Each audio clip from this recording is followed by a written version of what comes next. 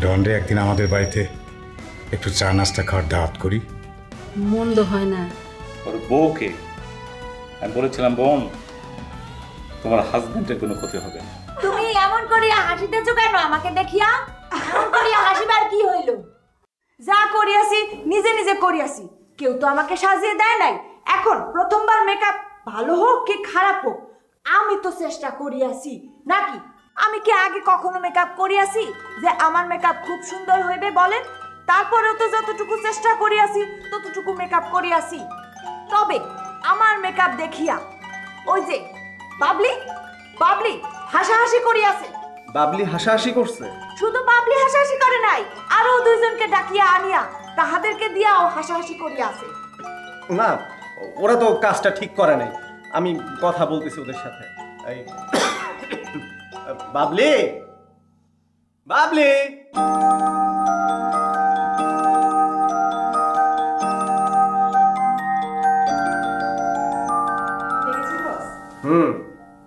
তুমি নাকি ওর... আরে হাসতেছো কেন? তুমি ওর মেকআপ দেখে হাসাহাসি করছো কেন? আসলে বস আমি হাসতে চাইনি, বাট হাসিটা চেপে রাখতে পারছিলাম না। আরে না না, তোমার তো হাসাহাসি করা ঠিক হয় নাই। তোমার কি উচিত ছিল না ওরে মেকআপটা শিখিয়ে দেওয়া? ওই মেয়ে মেকআপ শিখাইতে চাইলেও আমি কি করিয়া মেকআপ শিখিব তার কাছ থেকে? এটা আপনি ভাবিলেন কি করিয়া বস? আচ্ছা আচ্ছা ঠিক আছে, তুমি বাবলির কাছে মেকআপ শিখতে না চাও কোনো অসুবিধা নাই। কোনো বিউটিশিয়ানের কাছে তো মেকআপ শিখতে তোমার কোনো প্রবলেম নাই। কোনো আপত্তি আছে? না, কোনো আপত্তি নাই। আচ্ছা বাবলি, ওর জন্য যে একটা বিউটিশিয়ানের কথা বলছিলাম, সেই বিউটিশিয়ান ওরে দেওয়া হয় নাই কেন? এই বিষয়ে আমার কিছু জানা নেই বস। ও আচ্ছা, শোনো, আজকের মধ্যে একটা বিউটিশিয়ান ওরে দিবা, সেই বিউটিশিয়ান ওরে মেকআপ করাবে এবং মেকআপ শিখাবে, ঠিক আছে? ওকে বস। যাও তুমি। বিউটিশিয়ান আসলে ওর কাছে তুমি সুন্দর করে মেকআপটা শিখা নিবা। পার্টি মেকআপ কেমন হয়, লং ড্রাইভে গেলে কেমন মেকআপ করতে হয়, তারপর রোমান্টিক পরিবেশে কেমন মেকআপ করতে হয়, সিম্পলের মধ্যে গর্জিয়াস মেকআপ কেমন করে করতে হয়, একদম সব গুটি লাল করে শিখা ফেলাবা, ঠিক আছে? যাও, এগুলো ঘষে মাঝে উঠায় ফেলাও, যাও। আচ্ছা।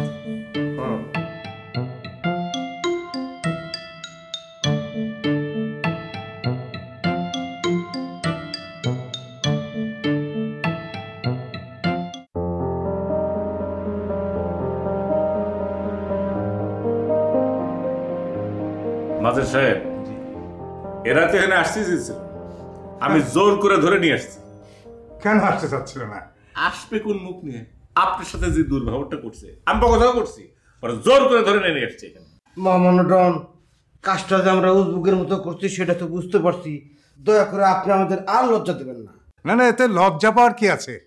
সেদিনের ঘটনা তো আমি সব ভুলেই আছি। থ্যাংক ইউ কাকু, থ্যাংক ইউ, অনেক ধন্যবাদ। বসে বসে বসে বসো বসো বসো। এই উপরে বয় কাটা তুলি। ওনাকে দিয়ে ওটা, এটা আপনার। Thank you, thank you. এটা আপনার। এটা এটা আপনার। ঠান্ডা। আমার মায়ের নিজে আছে বানানো, খুব মজা না? বলার মতো না, অসাধারণ, খুব সুন্দর। এমন খাবার জীবনে আমরা খাইনি। না আসলে এমন আমার ঘটনা ঘটছে কি, এত বেশি টেস্টি যে হাতের জিনিস মুখে দিতে হইব এটা ভুলে গেছি। এরপর আপনাদের যখন খেতে ইচ্ছে করবে প্লিজ আমাদের বাসায় চলে আসবে। কি ব্যাপার ভাইয়ারা, আপনারা তো ঘামছেন কেন? ভেতর থেকে পাখা এনে বাতাস করবো? না না, আমাদের তিনজনের মাঝে মধ্যে ঘামার অভ্যাস আছে, কোলেস্টেরল হাই তো। ও আচ্ছা আচ্ছা। অনেক সুন্দর হয়েছে, আসলে টেস্টি, ভেরি টেস্টি। ডন ভাই, আপনি খাচ্ছেন কিন্তু ওরা তো একটা নিয়েই বসে আছে। এই আরো নেন, আরো নেন। আঙ্কেল দেখেন এত মজা।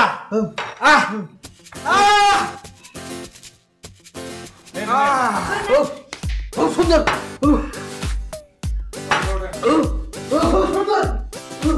আঙ্কেল বাথরুম কোন দিকে? অসাধারণ। ওই সামনে গিয়েই টানে। কি হলো, ঘটনাটা কি?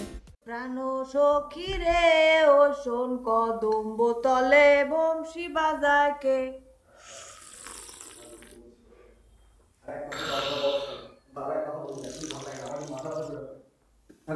বংশী বাজায় কে রে সখী, বংশী বাজায় কে। হাই কবিতা। না, কেউ যদি তোমারে হাই বলে তুমি সুন্দর করে হাইসা বলবা হ্যালো। আমি তো এসব জানি না, কারণ এগুলা কথা আমার কেউ কোনোদিন শেয়ার নেই। আরে কি ব্যাপার, তুমি এখন এই আঞ্চলিক ভাষায় কথা বলতেছো কেন? এইভাবে কথা বললে তো তুমি ডনের কাছাকাছি যাইতে পারবে না, তোমার তো খুব দ্রুত সবকিছু আয়ত্তে আনতে হবে। একটা কথা কই, আমারে না একটু হ্যাঁ লগে কথা কওয়াই দিবেন। দাউদ মিয়া, দাউদ মিয়ার লগে অনেকদিন কথা কই না। তুমি হঠাৎ দাউদের সাথে কথা বলতে চাইতেছো কেন? দাউদের লাগে আমার হঠাৎ ফোরানটা ফুটতেছে, আমার না বুক ফাইটটা কান্না নাইতেছে, এর লাগে আমি একটু দাউদ মিয়ার লগে কথা কইতে চাই। না না না না না, তুমি চাইলেই তো দাউদ তোমার সাথে কথা বলবে না। কথা কইব না কেন? আরে তুমি তো এখনো শুদ্ধ করে আর সুন্দর করে কথা বলতে শেখো নাই। কাটাই কইছে কথা বলতে শিখি নাই। আপনার মোবাইলটা একবার ধরায় দেন দেখি, আমি তারে বলবো হ্যালো ডন, তুমি কেমন আছো? তোমারে দেখার জন্য আমার পরানটা কেমন ছটফট করতেছে। তুমি চলে আসো, তুমি এখানে জলদি চলে আসো, আমার আর ভালো লাগছে না ডন। কি বললা তুমি? না হইছে শুদ্ধ, না হইছে আঞ্চলিক, এইভাবে করলে তো হবে না। তার চেয়ে আমি এক কাজ করি, তোমার যেখান থেকে আনছিলাম কাল সকালে সেখানেই পাঠাই দিই। না না না না না না না, আপনি বিশ্বাস করেন আমি খুবই দুঃখিত, আমি একেবারে শিক্ষা যাবো, আমার পাঠাইন না। আমি তো বারবার পারবো না, আমি বারবার পারবো না। তোমার আমি আর 2-1 দিন সময় দিলাম, এই 2-1 দিনের মধ্যে তুমি যদি পারো তো ঠিক আছে, আর যদি না পারো আমি যা বলছি আমি তাই করব।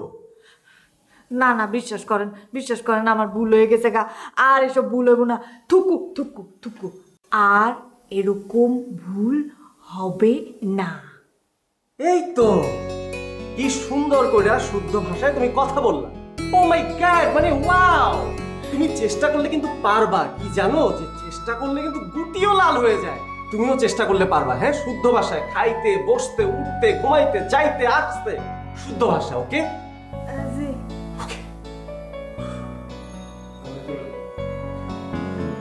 হ্যাঁ, আবার হ্যাঁ কি তাই কি বলছ নাকি? শুদ্ধ ভাষা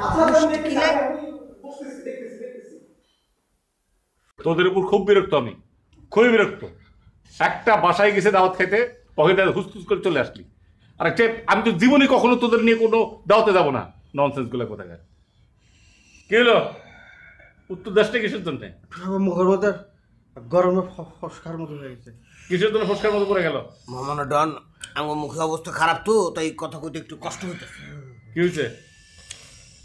ঝাল ঝাল ঝাল চাল আসলে করতে গিয়ে মামানো ডন, আমগো যে খাদ্যটা দেওয়া হয়েছে সেই খাদ্যের মধ্যে মরিচের গুঁড়া মিশানো হয়েছে, আমগো গালের শাল বাকলা উঠে গেছে। মরিচের মধ্যে কই আমি খেলাম, কই আমি তো খাওয়ার মধ্যে কোনো মরিচের গুঁড়া ফেলাম না। খুব তো টেস্ট হয়েছিল, তোরা তো বললি খুব টেস্ট হয়েছে। মামানো ডন, ওরা তো আপনারে সাইজ করতে চায় নাই, ওরা সাইজ করতে চাইছে আমগো 3 জন রে। এই জন্য আমগো 3 জনের খাবারের মধ্যে মরিচের গুঁড়া মিশাই দিছে। ও আর আরেকজন কই গেছে? বাথরুমে? আচ্ছা, তোদের 3 জনের সাইজ করতে যাবো কিসের জন্য? মামানো ডান বোঝেন না কেন? প্রতিশোধ। আমরা তো ওই যে মাঝের সাহেবের শাল্টিং দিছি, এখন ওরা তো আমগো শাল্টিং দিতে পারতেছে না, তাই সামান্য একটু মরিচের গুঁড়া মিশে প্রতিশোধ দিল। ও মনে করছি, আমিও তাই করছি। এত নির্দয় কথাটা করে দিতে বললেন ডন সাহেব। নির্দয় কথা কি? একটা তুমি শান্তি দিবা, ছেড়ে দিবে। আর এই কাজটা আমি যেটু বুঝতে পারছি, এই কাজটা মাঝে সেভ করে নেই। আর 2 মেয়ে আছে না, তুলি আর বুলি, অগর কাজ ঠিক হয়েছে। চালা আরো যাও। হ্যাঁ দেখছো তুলি বলি, শোনো, তুমি ন্যাচারাল পদ্ধতিটা খেয়াল করছো? তুলি বলি, মহামান্য ডন শুধু তুলি বলির দুষ্টমিটাই দেখলো, আমার যে মুখ সিরা ফেরে যেতেছে এইদিকে তার কোনো খেয়ালই নাই।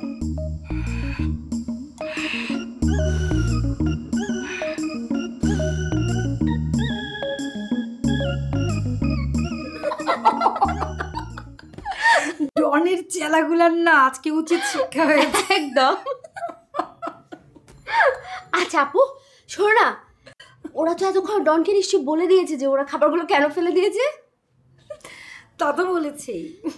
আর ডন যদি বাবাকে বলে দেয় তাহলে কি হবে? আমার মনে হয় বলবে না। তুমি এতটা শিওর কি করে হচ্ছ? মনে হলো তাই বললো। শোনো না, বাবার কানে কিছুতেই কথাগুলো আসতে দেয়া যাবে না। বাবা যদি জানতে পারে যে এসব আমরা করেছি তাহলে কিন্তু আমাদের উপর খুব রাগ করবে। তা তো করবেই। আচ্ছা তুমি না একটা কাজ করতে পারো। কি? তুমি ডনের সাথে কথা বলার চেষ্টা করো, ডনকে ইনিয়ে বিনিয়ে মিষ্টি করে বুঝাবে, কথা বলবে, সেজন্য কিছুতেই বাবাকে আর ফোন না করে। ইনিয়ে বিনিয়ে ডনকে বলবো কেন? ডনের সঙ্গে কি আমার প্রেম? আরে বাবা প্রেম করে ফেলো না, ডন তো খুব পাওয়ারফুল মানুষ, তোমার দিকে কেউ কোনোদিন কোনো জনে তাকাতে পারবে না। তোর যদি এত ভালো লাগে তাহলে তুই প্রেম করে ফেল যা। আরে দূরও, বড় বোনকে রেখে কি ছোট বোন কোনোদিন প্রেম করতে পারে? তুমি বলো। আজকাল এসব কোনো বিষয় না। আচ্ছা শোনো, এটা অন্য কারো ক্ষেত্রে হতে পারে, এটা আমার ক্ষেত্রে কিন্তু না, ঠিক আছে? কথা বলবে, হ্যাঁ বুঝাবে, বাবা যেন না শুনতে পারে। আচ্ছা শোনো, তুমি কি লবণ বেশি দিয়েছিলে কম দিয়েছো? আমি তখন না দেখিনি, আমি ওই খাবারগুলোর মধ্যে মিশাচ্ছিলাম তো। বেশি দিয়েছি। তিনটা চেহারা দেখেছো কি অবস্থা? আমি তো ওদের চেহারা বলতে পারছি না। বাথরুম গন্ধ।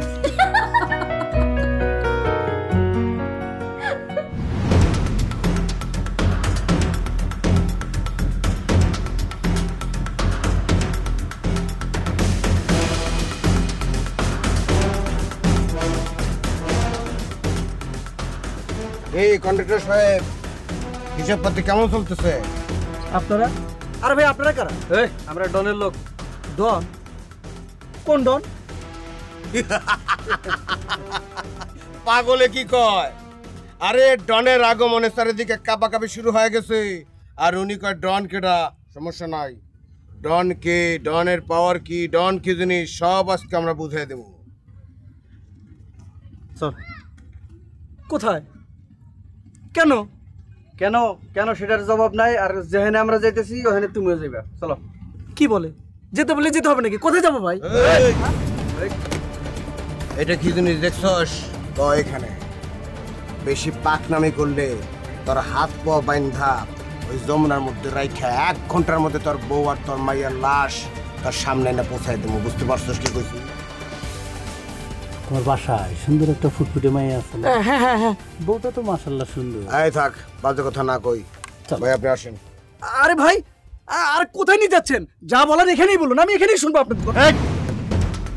যেখানে নিয়ে যাব সেখানে যাবি। তোর সাথে আমাদের কিছু কথা আছে, কথা শেষ হলে সুন্দর মতো চলে আসবি। হ্যাঁ, বেশি চিল্লাপাল্লা করিস না, ঝামেলা। আয় আয় বেটা।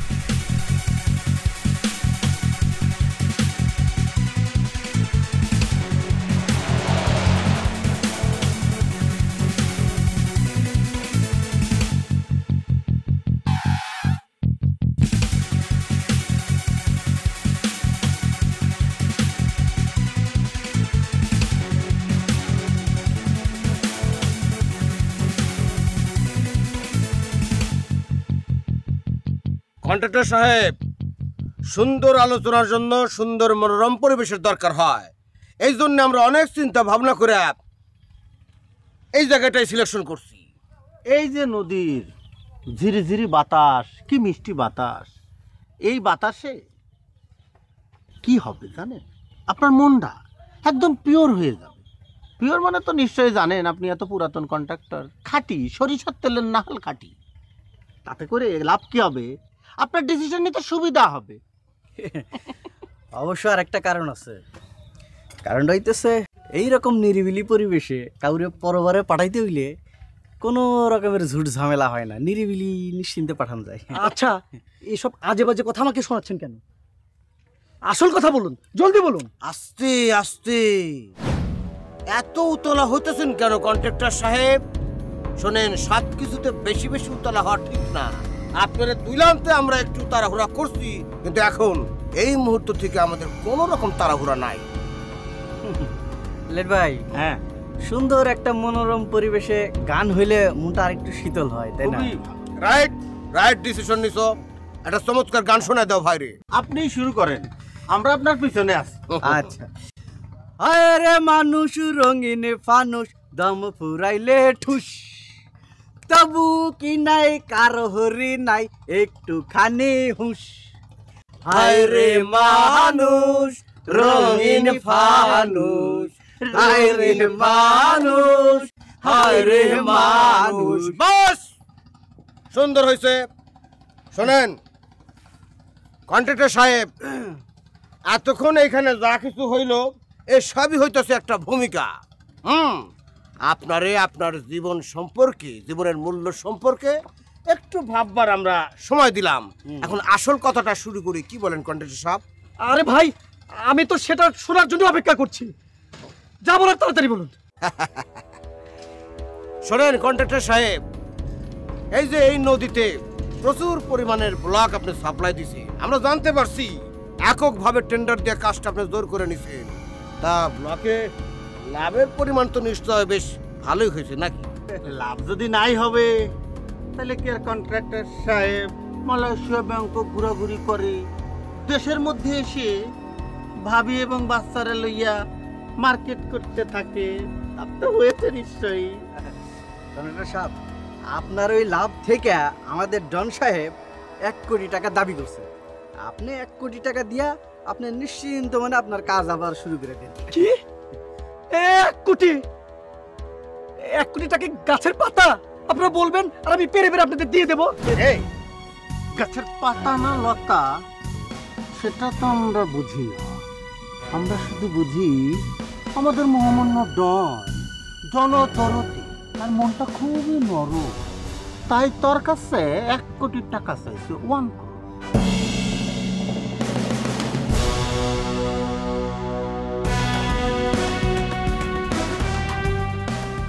চেষ্টা নামক শব্দটা আমাকে মহামান্য ডনের ইতিহাসে নাই।